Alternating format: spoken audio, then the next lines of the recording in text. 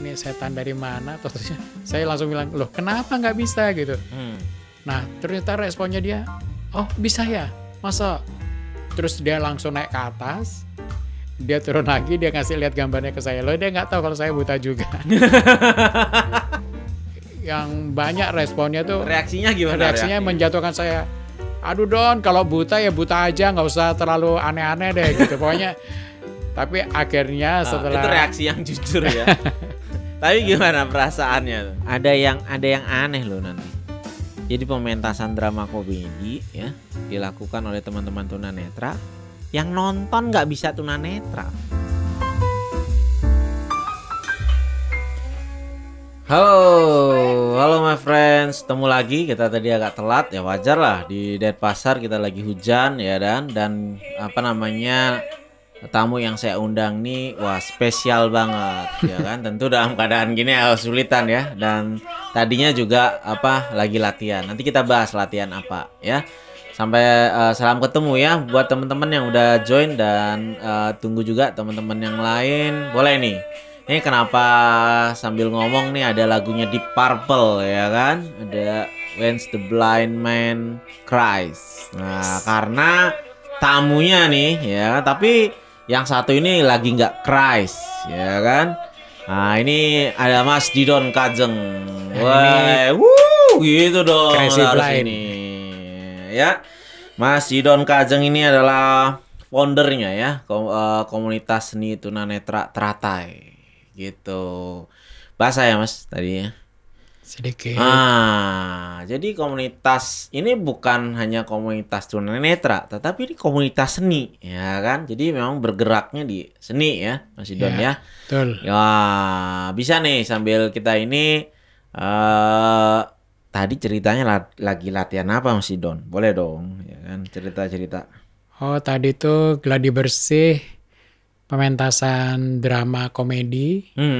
Judulnya Beruang Penagih Hutang. Jadi teman-teman di komunitas seni Teratai lagi buat teater komedi ya? Iya. Teater komedi, judulnya apa? Beruang Penagih Hutang. Beruang Penagih Hutang. Wah. Saduran dari karyanya Anton Chekhov. Jadi karya Anton Chekhov disadur ya? Iya. Wah, saya sering banget tuh dengar namanya. Tapi terus terang karena saya bukan ini, nggak tahu tuh karya-karyanya ya kan?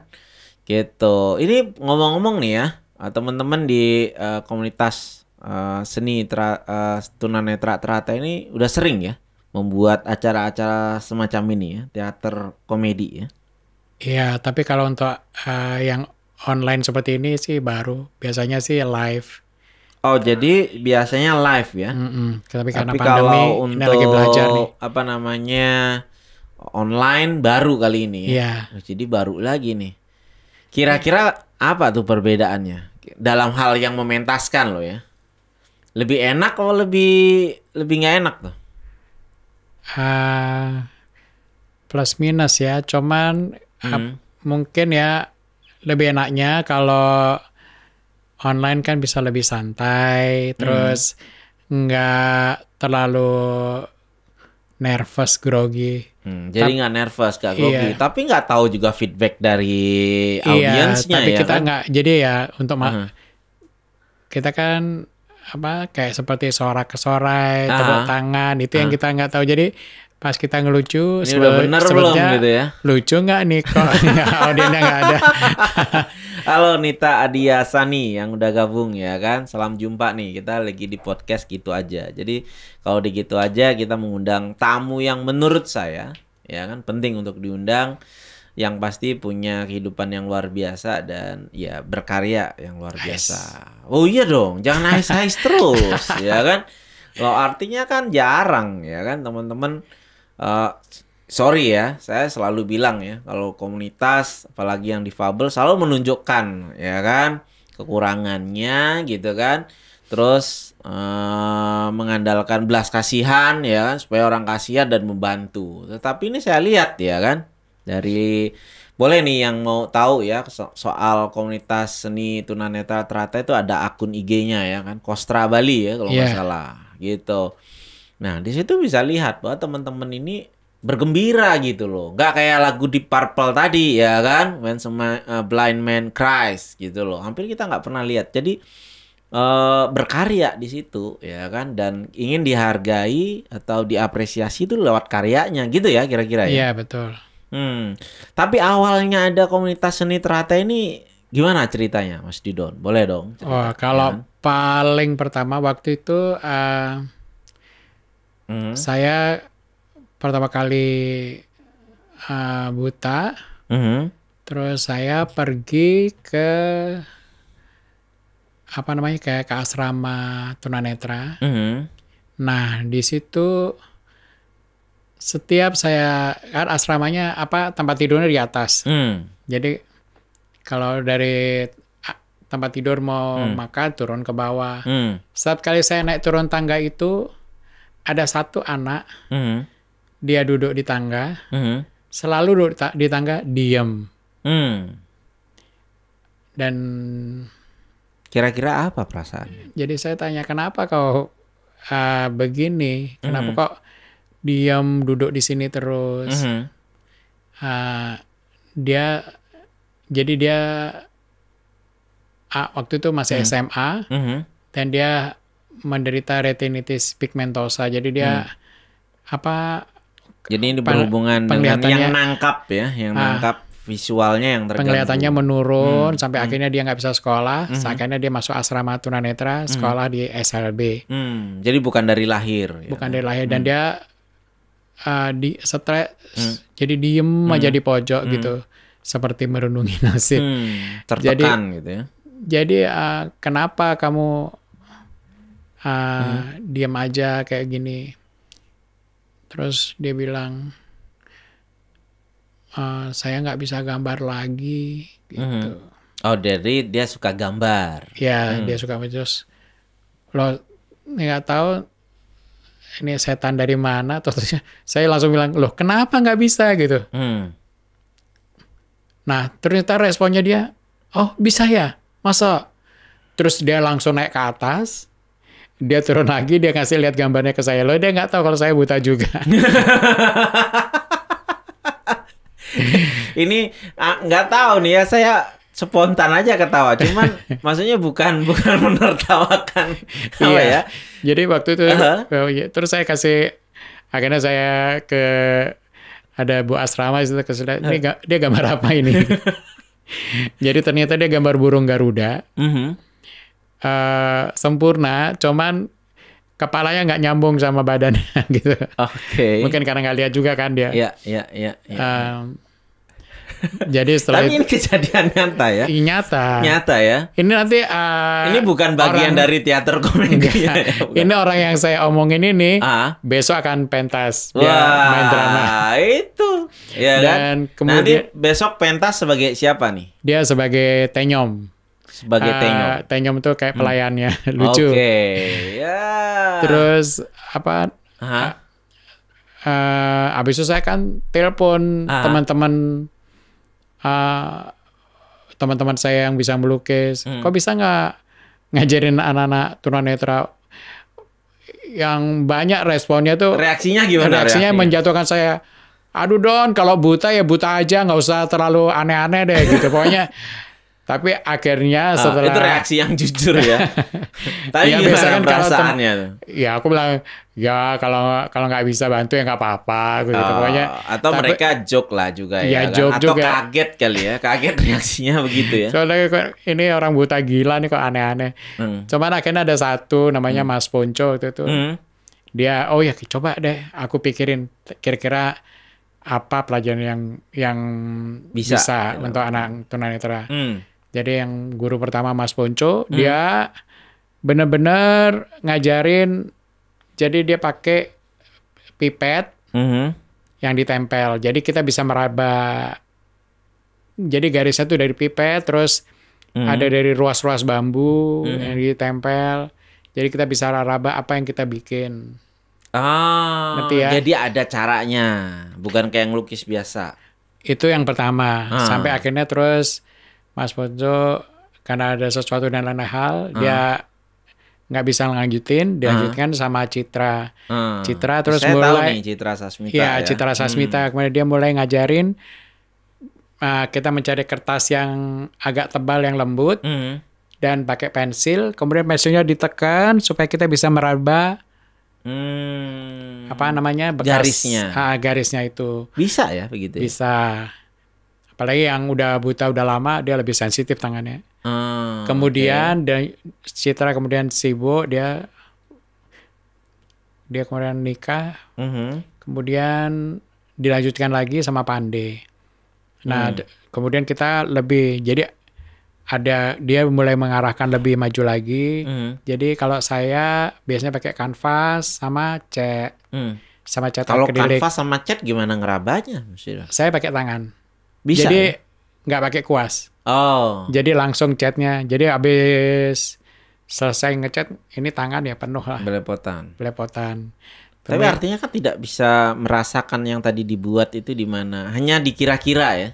Iya. Dikira-kira. Yang nggak bisa dirasakan kalau seperti saya, Mudra itu yang buta total, kan nggak tahu warna apa jadinya. Jadi ya kalau bentuk bisa, tapi warna masih minta tolong sama orang. Tolong saya perlu warna ini, warna ini. Jadi membayangkan diingatan gitu ya. Yang mengasistenin saya, dia harus tahu warna. Apalagi kan saya dulu kan basicnya saya kan floral design, bermain dengan warna. Jadi kadang-kadang saya minta warna fuchsia, warna ini. Dia harus tahu warna fuchsia seperti apa. Oh itu permintaan warnanya spesifik ya, nggak bisa bilang ini merah gitu. Merah kan ada gradasinya. Iya, kan? Kadang-kadang kan saya tanya ini warna apa?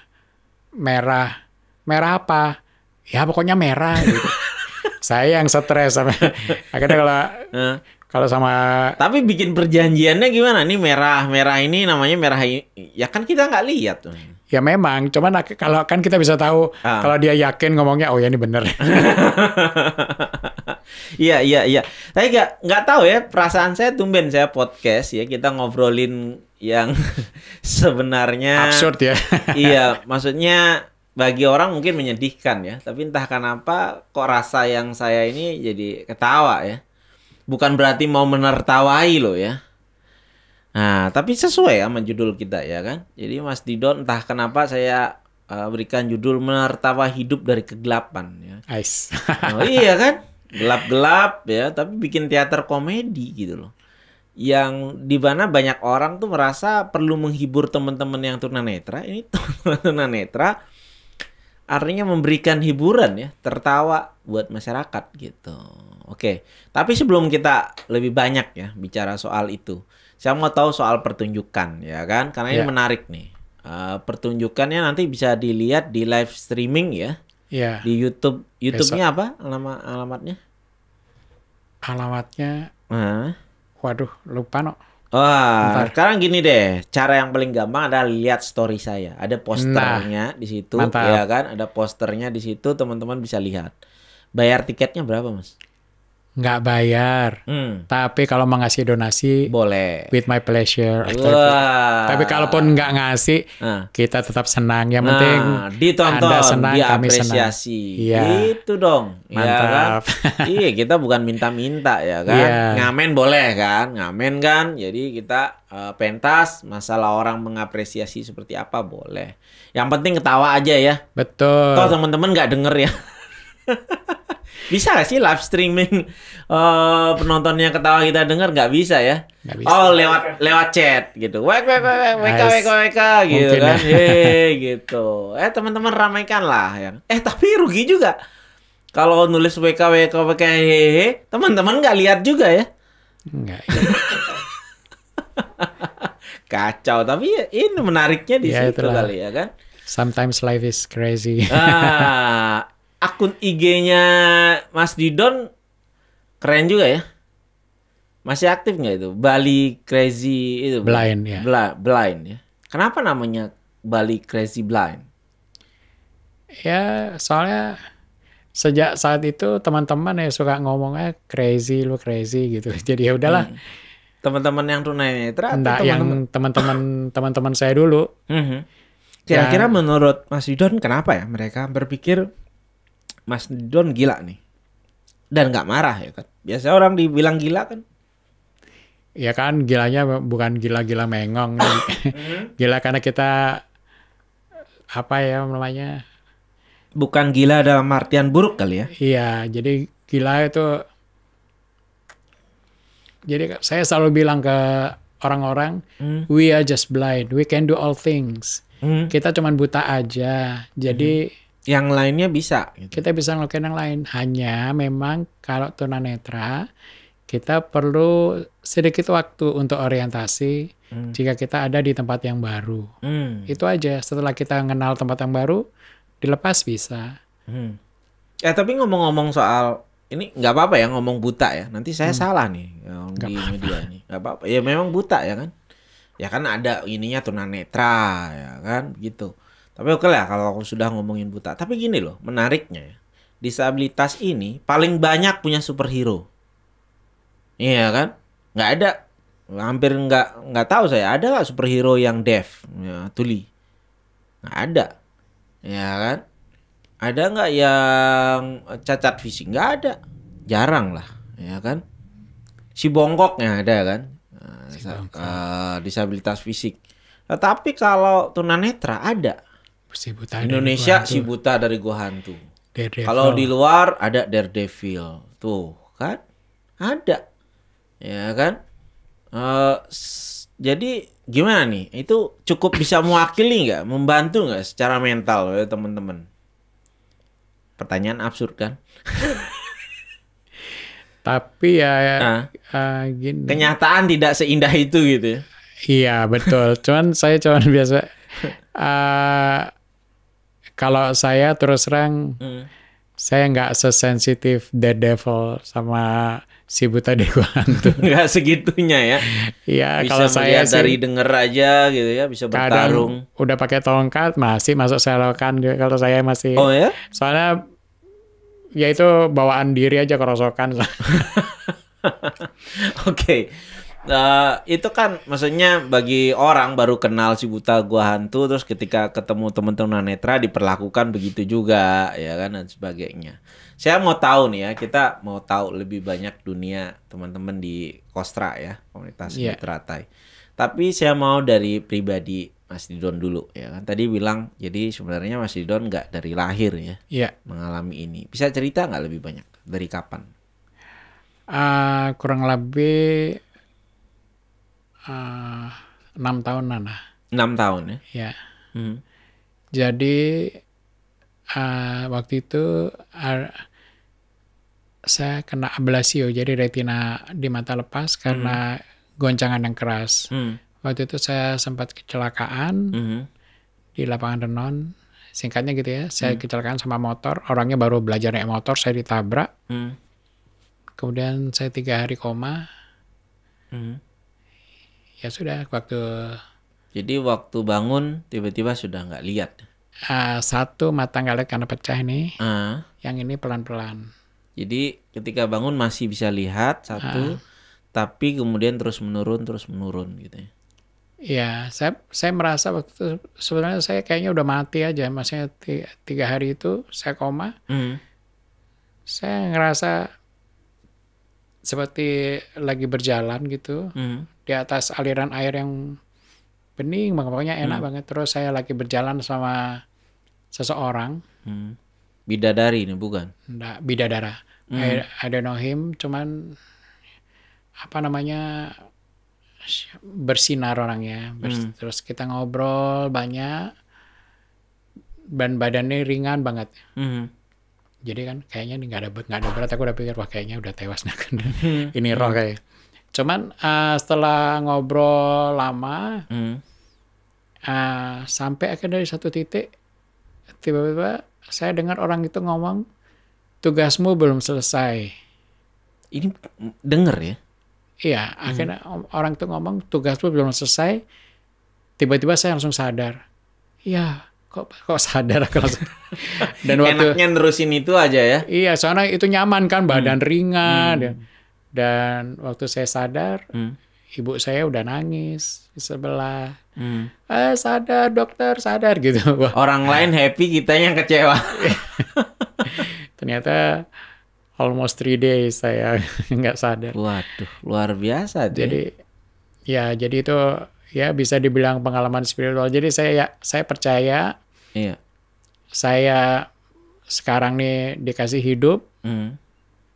Walaupun buta, saya percaya tugas saya belum selesai. Pasti ada sesuatu yang harus saya lakukan di bumi ini, Ais.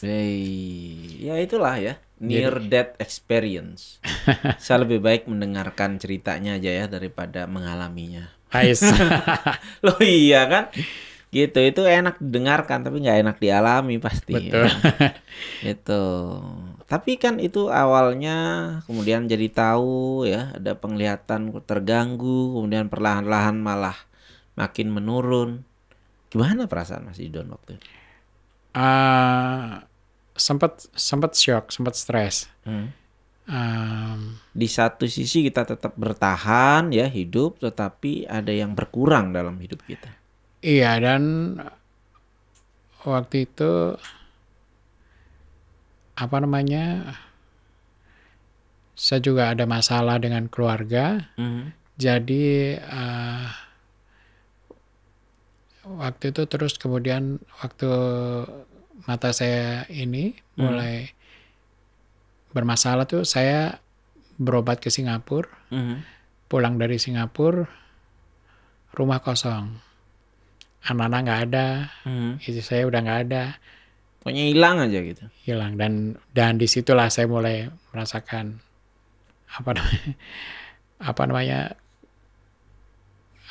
frustasi lah, bisa dibilang frustasi. Rasanya Jadi, hancur gitu ya. Karena biasanya rumah rame kan, anak masih kecil waktu itu. Berapa anak-anak? Saya 2. 2 ya. Dan hampir setiap hari saya telepon teman saya minta pergi ke pantai. Di sana saya kalahkan suara ombak, saya teriak sekencang-kencangnya. Melepaskan. Iya, waktu teriak kayaknya lega. Sampai rumah stres lagi. Sampai akhirnya saya ada di satu titik, saya nggak bisa gini terus. Akhirnya saya bertekad nggak boleh gini terus, saya harus melakukan sesuatu. Jadi langkah pertama yang saya lakukan, saya pergi ke Tiaraba, itu panti, ada panti untuk anak-anak tunanetra. Saya main ke sana, Jadi untuk yang lihat juga ya, ada yang senasib gitu ya. Iya, saya ketemu dengan teman-teman senasib. Nah, disitulah awal mulanya saya yang ketemu di ini ya, di tangga, berkat Garuda yang tidak tersambung gitu ya. Iya, disitulah akhirnya mulai saya bentuk komunitas, ada yang menulis, sastra. Jadi yang sebenarnya dibutuhkan oleh teman-teman tunanetra itu tidak hanya tongkat ya, tidak hanya pendidikan dan bisa tahu huruf braille ya, tetapi juga berkarya ya. Iya, kan stres kalau orang seperti yang anak yang gambar Garuda tadi, si Yoga. Kalau dia tidak ada terus biasanya gambar, terus tiba-tiba nggak bisa gambar, terus nggak dicurahkan keinginannya untuk menggambar, kan stres juga orang. Jadi itu tadi, maksudnya banyak kan orang-orang nggak berpikir seakan-akan secara materi saja perlu dipenuhi, ya kan, dan sebagainya. Iya, kita sih kita tunanetra nggak pengen diperlakukan istimewa, nggak pengen juga kayak over ya ayo kamu kok kasihan sekali begini. Kita nggak pengen juga dikasihani over. Kita juga tidak ingin dipuja-puja banget. Oh, kamu luar biasa kok. Karena keterbatasannya gitu ya. Kami hanya bisa, keinginan kami sebenarnya ya terima aja kami apa adanya gitu sebagai orang normal. We are just blind gitu. Kami selalu bilang ke teman-teman, kita kan cuma buta. Makanya saya ini aja teman-teman bahwa saya benar-benar support untuk program inklusi. Jadi saya malah dorong anak-anak, ayo kuliah aja di mana yang kau bisa, cita-citamu apa, kuliah di sana. Hidup ini belum berakhir gitu ya. Iya. Mungkin kita balikin ya kata-kata temen yang tadi. Buta ya buta aja ya kan. Tetap aja berkarya. Iya. Gitu. Tapi gini loh, ada yang menarik ya. Maksudnya kan ada yang memang buta dari lahir ya. Tetapi ada juga yang seperti Mas Didon ya. Yeah. Jadi tadinya punya kesempatan untuk melihat, tapi kemudian oleh karena tragedi muncul seperti ini. Pernah ketemu lagi gak sih sama yang nabrak? Pernah. Gimana Tapi ya, perasaan Mas? gini, sebetulnya dari mama saya cuma pengen minta ganti rugi atau apa. Cuman saya bilang, udahlah, orang yang nabrak juga tukang kan, buruh bangunan. Kalaupun dia apa, saya mau nuntut dia, terus dia kena ganti, toh juga mata saya nggak balik. Nggak ada yang bisa mengganti rugi penglihatan kita. I think the best way is to forgive. Jadi ya udahlah, ya saya maafin aja. Nah ini yang sering kali ditanyakan orang nih, kebetulan saya juga psikiater. Nice. Gimana ya kan caranya memaafkan orang? Dokter mah ngomong gampang ya kan. Nah sekarang nih kita tanya aja. Lalu gimana caranya Mas Didon? Iya, forgive aja. Memaafkan. Gak usah memaafkan tuh, nggak ada metodenya ya, cuman ya maafin aja. Mau apa enggak itu aja masalahnya. Kalau kamu mau, jadi, maafin. Kalau nggak mau, supaya lebih menarik ya, saya bilang metode untuk memaafkan tuh cuma perlu 3 langkah. Nomor langkah pertama adalah memaafkan, yang kedua adalah memaafkan, dan yang ketiga itu adalah gabungan antara yang langkah 1 pertama dan langkah 2. Betul. Jadi nggak ada gimana saya pengen banget, tapi kalau udah lihat mukanya kok benci banget ya. Lebih maafin banyak kan aja. orang dendam gitu. Iya, maksudnya. akhirnya kalau dendam ya akhirnya ya kita sendiri yang rugi kan. Bahkan ada pepatahnya kan, mata dibalas mata gitu. Eye for eye. Serem. Ingat ini aja. Kalau kau ditampar pipi kiri, berikan pipi kanan. Iya, menarik itu juga, kayaknya menarik lebih keren. Nah ini menarik ya, hal-hal yang bisa ya tentu tidak semudah sekarang ya, tapi pada waktu itu tentu betul. pasti proses, banyak tetesan air mata. Wah, dan every single night aku nangis terus-terusan. Nggak, ya tapi ya itu udah sampai akhirnya aku satu titik itu nggak bisa gini terus. Buta masih bisa menangis ya? Iyalah, air mata tetap ada dong. Tapi gini, menarik juga nih. Buta ini kan dalam artian tunanetra ini buta dalam hal melihat, tetapi tidak buta di dalam hati di situ ya. Kita masih membuka pintu maaf untuk hal-hal itu. Dan move on, nah itu yang jarang terjadi kan. Banyak orang yang masih komplit ya kan. Penglihatan masih bisa, pendengaran bisa, fisik bisa, kesehatan mental masih baik, tetapi tidak membuka pintu hatinya ya. Permintaan memaafkan kesalahan orang lain ya, yang berakibat buruk pada diri kita. Nah kita bisa belajar dari sini. Saya baca juga ya, ini momennya pas nih, dari Ibu Dayu Patmisuci. Pak Didon memang mantap, semangat berkarya terus, semangat dan selalu dikagumi ya. Nah ini dia bilang nih, mungkin quote yang Mas Didon sering ya, we are just blind, but we can do anything. Gitu katanya. Ya kan, walaupun sesekali masuk selokan. Nice. Itu tambahan dari saya. Ya kan. Ya, ada Dwika Puspita Dewi juga, ya kan, ada dari Labib Syarif ya. Oke. Menarik ya kisah hidup ini ya. Jadi tidak hanya kehilangan penglihatan, tetapi kehilangan keluarga. Ya, kehilangan kehidupan mungkin ya awal-awalnya ya. Jadi sebelum ada tragedi ini, Mas Didon apa kegiatannya? Saya floral design, jadi bikin dekorasi, terus saya bunga, ngajar. Ya? Iya, bunga-bunga, terus saya seniman lah, saya juga main teater. Oh jadi memang awalnya memang sudah di seniman ya, main teater, kemudian floral design. Dan saya termasuk inilah bisa dikatakan ya termasuk lumayan sukses. Jadi karena saya punya speed tinggi ya kalau dalam saya merangkai, saya benar-benar fokus, saya bisa ngerangkai cepat, jadi saya banyak. Tapi sekarang dalam keadaan begini masih bisa ya? Masih bisa, cuman nggak secepat dulu. Jadi masih lebih kemarin ngajar webinar juga, merangkai bunga. Jadi mengajar merangkai bunga webinar. Oke. Menarik ini. Dan bahkan saya pernah nih baca bukunya ya.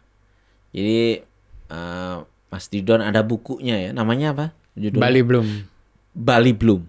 Jadi kalau mau lihat ya rangkaian-rangkaian bunga ya karya Mas Didon ya kan, ada ornamen Balinya juga. Pokoknya bukan sekedar bunga deh. Kalau kayak saya yang awam soal bunga kan taunya yang kayak di pot kan. Kalau yang kita beli dan sebagainya, yang simetris dan sebagainya, ini lain nih.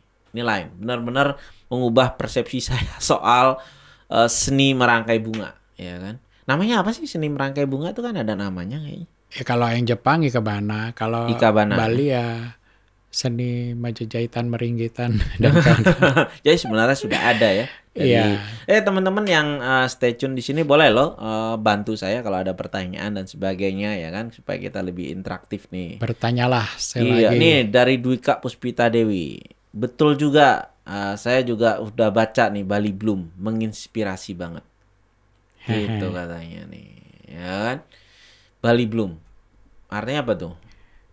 Bunga Bali. Bloom itu bunga. Bloom bahasa Inggris ya. Bukan belum bahasa Indonesia. Bukan mau gaya-gayaan, soalnya biar biar lebih inklusif. Jadi orang lain di luar Indonesia bisa ya menikmati karya itu. Ya, buku saya ini pertama kali keluar sebenarnya yang lebih respect orang-orang luar negeri. Jadi apresiasinya lebih banyak dari luar negeri.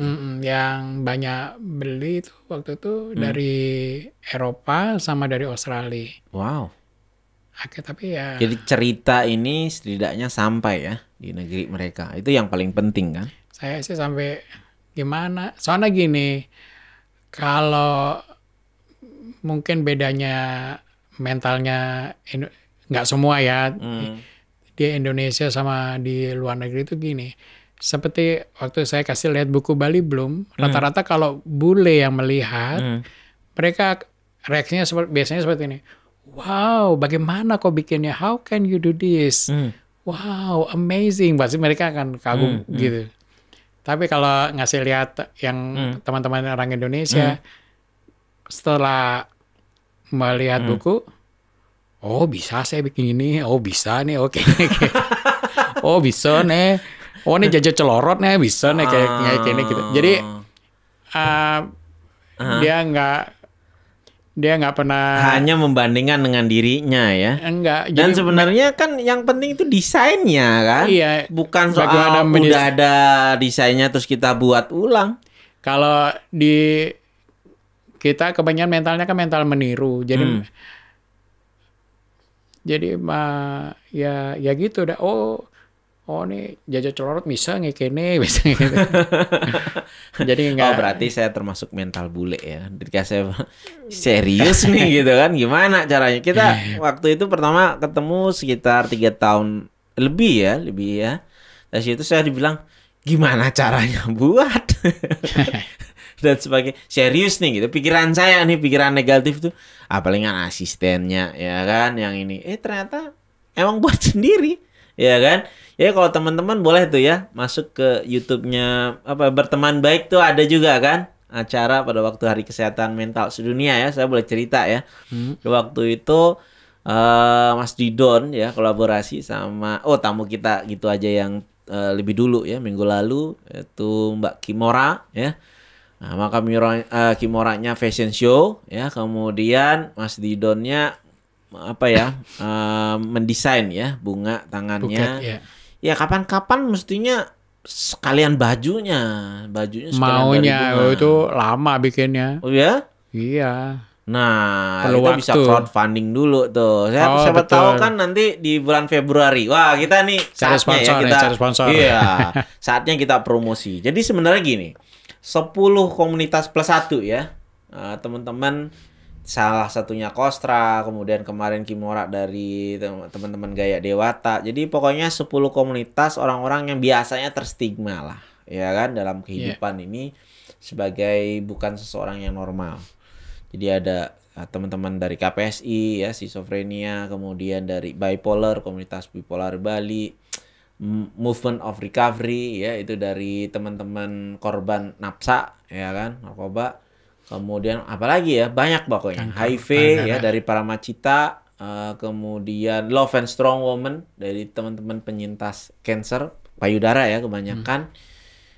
Macam-macam lagi. Jadi 10 teman-teman ini berkumpul membuat Bali Bersama Bisa. Jadi daripada menunggu bantuan ya kan di masa pandemi, teman-teman malah urun daya untuk membantu masyarakat. Nah, itu menarik ya. Jadi teman-teman bisa pantengin tuh, ada IG-nya, akun IG-nya Bali Bersama Bisa. Dan nanti Februari kita melaunching salah satu program, yaitu adalah bagaimana teman-teman dari 10 komunitas ini memberikan layanan kesehatan jiwa yang inklusif. Jadi bisa jadi teman mendengar buat teman-teman yang punya permasalahan misalnya sampai ingin bunuh diri dan sebagainya. Namanya nanti masih kita keep ya, tapi ada cerita menarik dari situ.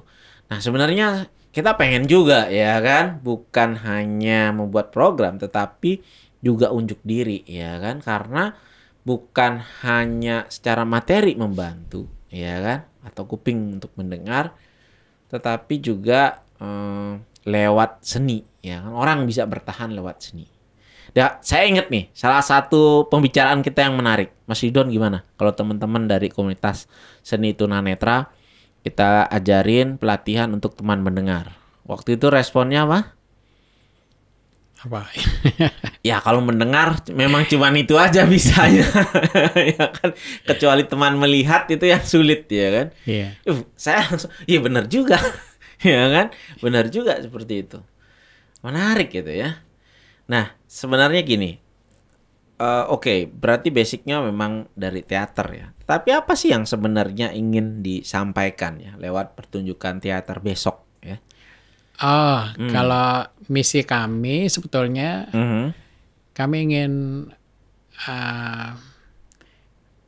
mengedukasi ke masyarakat lah bahwa kami tunanetra itu menghapus stigma bahwa kami cuma bisa mijet sama nyanyi doang. Nah, itu biasanya Jadi, template-nya gitu. Kalau udah tunanetra bisanya mijit sama nyanyi ya. Jadi kami main drama bisa, asal yang penting kami dikasih kesempatan latihan sama orientasi tempat, kita bisa lakukan. Bahkan di era pandemi ini kan banyak orang berhenti berkarya karena pandemi ya. Iya, bahkan kalau di komunitas kami ada yang bikin keripik, ada yang bikin samosa kan, Pak Dokter udah nyobain kan keripiknya. Jangan kan Aisyah. Singkong. Iya kan. Jadi keren. Ya daripada bengong kan, kita nyari yang mijet, nggak ada yang mau dipijet kan. Oh iya, pandemi kan teman-teman nggak bisa mijet, artinya pangsa pasar itu hilang. Iya, jadi ya udah kita yang penting duitnya muter dulu lah, daripada kalau nggak diputerin habis kan. Ya, banyak loh orang stres di masa pandemi ini. Ini malah mau bikin teater komedi, absurd banget ya kan. Stres kan pilihan. Terus? Ya, kalau milih untuk stres ya stres lah Anda. Kalau Anda milih untuk tidak stres ya tidak stres. Stres itu pilihan sebenarnya. Maksudnya gini, banyak orang kan merasa ya karena masalah, ada pandemi, musibah yang sangat besar ya kan. Jadi wajar lah kalau kita stres gitu kan. Padahal sebenarnya stres itu bukan tergantung dari masalah yang datang, tapi respon kita menghadapi itu. Benar nggak? Saya sih ini bukannya sok ngajarin ya, cuman saya merasa hidup ini seperti roda, kadang di atas, kadang di bawah. Jadi kalau kamu bahagia, janganlah terlalu bahagia. Nanti lewat turun lagi. Turun lagi. Kalaupun sedih juga jangan sedih banget. Karena nanti sebentar lagi ada masanya.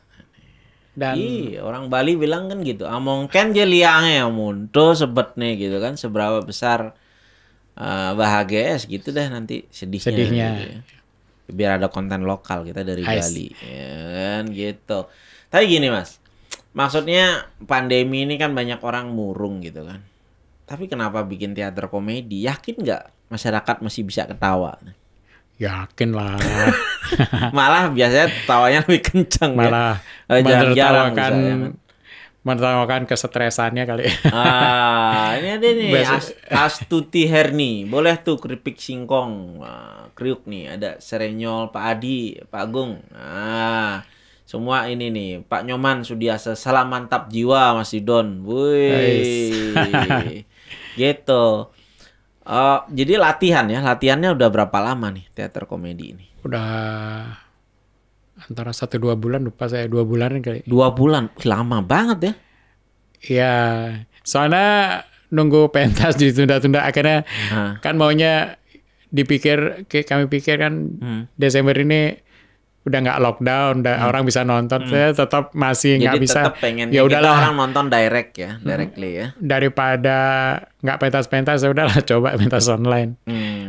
Tapi kalau misalnya ada yang bisa membantu ya kan untuk bisa pentas, ya artinya nggak tahu dengan lakon yang sama, tetapi misalnya ada yang fasilitasi tempat dengan protokol kesehatan ya. Oh iya bisa.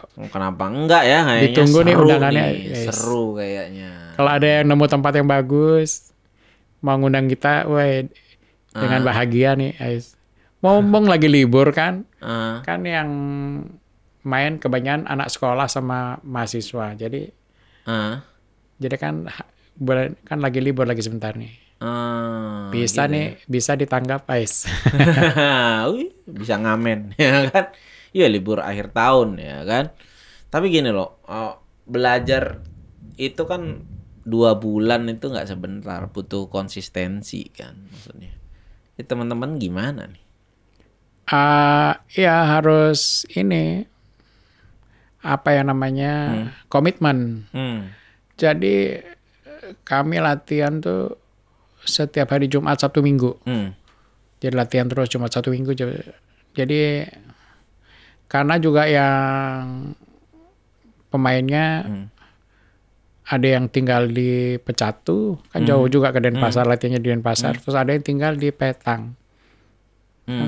Ke Denpasar juga jauh juga.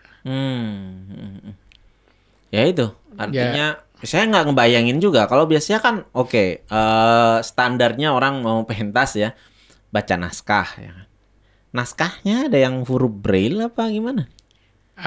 Enggak, kita diuntungkan dengan teknologi ya sekarang ini. Jadi ada aplikasi Talkback namanya, bicara kembali. Kita tunanetra juga bisa pakai HP. Jadi HP-nya iya, makanya saya bingung. Ada kalau suaranya kan? Mas Idon SMS saya ini gimana caranya gitu. Bukan ini ya, bukan asisten yang jawab tuh ya. Kadang-kadang asisten. Kadang-kadang asisten. Karena saya dari waktu melek juga saya nggak suka HP. Bukan tipe teknologi. Lebih suka seni. Oke, berarti ada aplikasi Talkback gitu Iya, ya. ada aplikasi. Nah itu jadi mereka, tapi perlu menghafal ya. Orang baca aja kadang-kadang nggak hafal loh. Saya disuruh ngomongkan ya. Oh iya, teksnya harus. itu. Makanya perjuangannya kami itu waktu pertama kali untuk menghafalnya itu. Wah, keren. Tapi ya. biasanya kalau udah hafal nancap dah. Ini penasaran juga nih. Termasuk gerak tubuh loh ya kan. Gerak tubuh loh. Maksudnya nggak kebayang saya mengingat posisi tubuh kita ya kan. Kemudian itu berarti interaksi kan sama lakon yang lain kan, pemeran yang lain. Ada rahasianya dikit. Jadi kalau kita main di panggung itu sebenarnya ada tanda-tandanya di panggung itu. Contohnya jadi di panggung kadang kita pasang tali tambang tuh. Supaya kita bisa ngerasakan. Jadi kita jalan blockingnya di sini nih. Iya, lewatin tali itu, jalan nggak boleh lewat. Kalau lewat nanti salah arah lagi. Jadi itu, tapi kan mungkin bisa disamarin atau dibikin seolah-olah itu hiasan, padahal itu sebenarnya tanda. Kadang-kadang pakai karpet dipotong kotak-kotak. Jangan diberitahu dulu, ntar kan orang gini taunya lewat perasaan gitu dong, karena si buta dari gua hantu. Pakai indera ketujuh. Itu Indra Birowo itu kalau Indra. Jadi ya banyak cara lah untuk. Tapi Mas Didon nanti ikut pentas atau apa sih? Selaku apa sih? Ini saya baca ya, karya drama komedi Beruang Penagih Hutang, ya kan, dari komunitas Teratai Bali. Karyanya Anton Pavlovich Chekhov. Terjemahannya oleh Landung Simatupang, sutradaranya Muda Wijaya, produser Jerry Kade, ya kan. Nama pemerannya Edo Bagus Surya Manuaba sebagai Tuan Bagus Gede Beruang. Wah, ini namanya ternyata Tuan Bagus Gede Beruang. Kemudian Ayu Melindatul Hikmah sebagai Nyonya Ayu, dan Iputu Yogantara ini ya yang tadi ya dikatakan sebagai Tenyom. Itu nih. Jadi bisa hubungi ya nomor telepon atau WA 081236440226. Nanti pendaftarannya 5 sampai 12 sampai hari ini ya, dan besok jam 7 WITA waktu Bali, jadi jam 6 waktu WIB ya. Itu pentasnya ya. Itu live di live streaming YouTube ya. Ya. Nggak ada ininya, nanti boleh deh lihat itu ya. Alamatnya di mana ya kan. Saya pasti nonton. Besok nggak ada kerjaan. Mantap. Ya, nonton pasti sama anak-anak ya kan. Biar tahu nih begini loh ya kan. It's just a blind ya kan gitu. Menarik. Tapi kedepannya pengennya gimana? Ada nggak? Setelah ini apa? Pasti ada dong.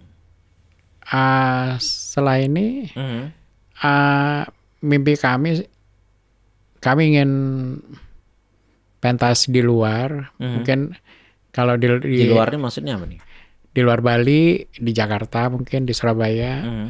Kalau di luar negeri di Singapura atau di Australia. Kenapa harus di luar? Ya kampanye aja bahwa Indonesia tidak semenjadikan yang dikatakan orang. Dan maksudnya iya, program Bali Kembali jangan cuma ngundang selebritis lagi liburan di sini gitu ya. Di Bali itu bukan hanya pemandangan alam ya, bukan hanya ini, tetapi juga seni budaya, dan seni budaya itu terus berkelanjutan, bukan hanya seni tradisi tetapi begini, bisa inklusif juga. Iya. Tapi sebenarnya gini loh, ada yang aneh loh nanti. Jadi pementasan drama komedi ya dilakukan oleh teman-teman tunanetra, yang nonton nggak bisa tunanetra. Bisa tunanetra tapi dengerin. Itu maksud saya. Makanya kalau drama kami, karena kami tunanetra, mungkin kami akan lebih ini di suara. Di suara, betul. Dan sebenarnya ini loh, ide podcast itu lebih masuk loh sebenarnya. Kayak drama radio zaman-zaman saya kecil kan begitu tuh.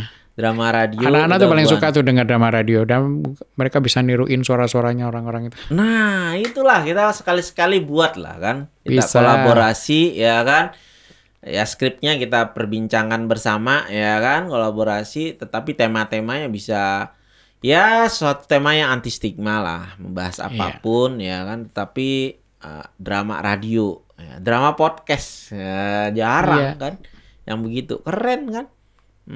Kita cuman buta ya kan, tapi kita masih bisa menyuarakan ya kan, masih juga bisa mendengarkan ya kan, keluh kesah orang, kemudian menyuarakan itu lewat drama radio. Bener loh, ini serius ya kan, bisa menjadi menarik ya podcast itu, dan itu sesuatu yang bisa dinikmati oleh teman-teman tunanetra ya. Kalau YouTube gimana ya kan? Ya YouTube dengar suaranya. Gesturnya iya, makanya ada yang lebih khusus. Gimana? Setuju nggak teman-teman ya? Yes. Oh, ini saya baca nih. Astuti Herni, kengken awak kabare beli. Gesti Rawiguna. Salam kenal. Dari Jakarta. Nah, itu dong. Becek-becek kayak. Ya, boleh nih besok nonton ya. Besok nonton besok nonton. Jangan lupa. Nanti saya pastiin lagi. Kita nontonnya di live streaming mana. Ya kan? Dan ya donasi lah pasti. Ya kan? Nah, teman-teman ketawa ya kan. Di situ tuh boleh ada yang WK, ada yang hehehe, ada yang macam-macam. Asik lah ya. Asik. Kita mantap. Jadi sebenarnya nggak tahu nih podcast yang biasanya saya menggali sesuatu yang mengharukan dan sebagainya, tapi kita dari tadi ketawa aja ya. Saya sebenarnya takut loh, ada yang tersinggung kita menertawai kesulitan-kesulitan orang ya kan. Kalau kita kan nggak sulit. Guys. Kalau tunanetra menertawai ya kan, maksudnya tunanetranya tertawa sih oke. Tapi kalau orang lain menertawai kesulitannya kan bahaya juga itu kan. Salah paham nanti orang. Kalau ketawa nggak apa-apa, yang penting jangan menghina aja. Ketawa kan happy, itu mahal harganya. Iya, justru itu yang nanti diinikan ya kan, dinantikan ya dari teman-teman Hati gembira Kostra. itu obat yang manjur. Wah, hati yang gembira adalah obat. Gitu. Bener juga tuh. Ya, nanti kita bisa bikin drama komedi khusus podcast. Nanti di Diskoria, ya kan? Khusus ini ya. Gimana? Nggak join sama itu. Apa tuh? Apa bikin drama Cinderella, Kimora jadi sebutannya. Bener juga. Gini loh. Bim-bim pangerannya dubbingnya dari teman-teman tunanetra. Iya bisa. Dubbingnya suaranya ya kan, tapi suaranya live bisa nggak? Bisa. Ya kan yang Tapi penting. kan dubbing kan mesti lihat gestur pemainnya. Ya kan latihan dulu, masa. Jadi pemainnya yang harus ngikutin Iya. suaranya. Oh, bagus. Jadi kita bikin suara aneh-aneh biar dia selesai. Jadi Sandra Tari. Jadi menarik ya. Gak apa-apa ya kan, daripada bikin konten-konten ngeprank ya kan, Iya, ngeprank betul. Iya, itu kan kesulitan orang ya kan. agak gimana gitu kan. Zaman-zaman sekarang Dan demi anak sekarang konten. kok suka banget ya sama ngeprank tuh. Itulah. Itu menertawakan yang lain itu. Itu menertawakan ya atau menertawai. Sama aja Aku ya. bilang tertawa sumbang. Nah, itu loh. Nggak sehat itu. Kalau itu nggak sehat jiwa tuh. Di atas Menertawai, penderitaan dibuka orang. dicelakai ya kan, dan Iya. sebagainya. Enggak lah. Kalau kita kayaknya menarik ya bikin sama teman-teman LGBT. Sekali-sekali gini loh, saya nggak tahu ya, teman-teman tunanetra bisa ngajarin teman-teman schizophrenia untuk teater nggak? Nah, itu aneh tuh. Oh bisa. Ya maksudnya bukan kita yang ngajar ya, kita latihan bareng Latihan lah. bareng. Jadi, wah itu menarik loh. Nanti kita cari tuh apa namanya? Wah, ini Dokter Yudi nih. Kapan nih audisinya? Ais, Saya mau ikut langsung. ya. Saya sih ini apa namanya usul ya, Dokter Yudi ini jadi lightingnya kayaknya. Woi. Wah, Cidon gak ngerti sih soalnya penampilannya. Gimana penampilannya? Enggak, saya nggak mau cerita. Tidak, kita tidak boleh menertawai. Loh kita gak menertawakan. Iya, kekurangan. Oh dia kurang. Ya dalam perspektif satu kan kekurangan rambut. Tetapi saya selalu melihat kelebihan teman. Mungkin dia kelebihan kulit kepala, Mas. Jadi ini ya shiny. Bukan saya ngomong loh yang nggak boleh gitu. Saya selalu melihat kelebihan berarti teman. harus di tengah. Jadi lampu mantul kan, mendar-mendar. Nggak boleh ini. Termasuk bullying fisik gitu. Oh itu bullying ya? Iya. Padahal Oke, itu... nanti teman-teman ikutin ya live streamingnya di YouTube ya. Kapan lagi kita nonton ya kan? Itu dukungan moral loh, itu yang paling penting. Orang berkaya latihannya 2 bulan kalau nggak ada yang nonton kan? Gitu. Itu ya penting banget. Tapi oke, teman-teman terima kasih ya udah bergabung. Saya pikir pasti ada manfaatnya dari obrolan kita ya kan. Boleh nih sekali waktu kita ngobrol-ngobrol lagi ya kan.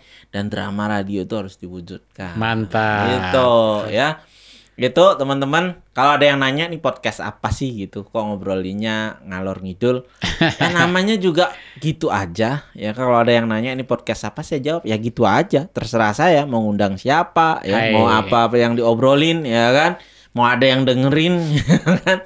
Kita persilahkan aja. Gitu deh teman-teman ya yang udah gabung, terima kasih. Malam-malam saya udah di WhatsApp nih sama anak.